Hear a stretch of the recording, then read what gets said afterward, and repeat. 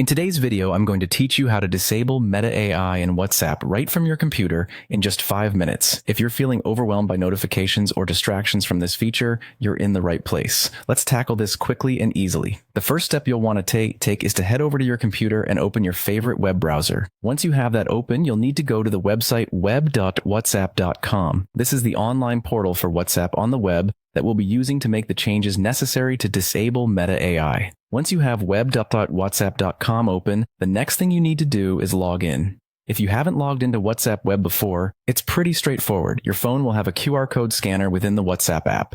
Simply open your WhatsApp app on your phone, navigate to the settings menu, and select WhatsApp Web Desktop. You'll see an option to scan a QR code. Use this option to scan the QR code displayed on the web.whatsapp.com page on your computer's screen.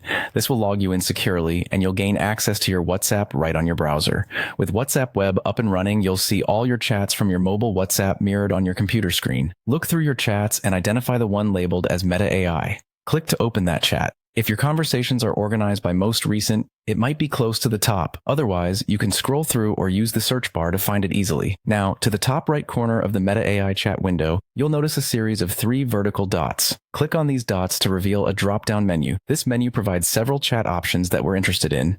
The option you want to focus on here is Mute Notifications. After clicking on Mute Notifications, you'll be prompted to choose how long you want to mute the notifications for the Meta AI chat.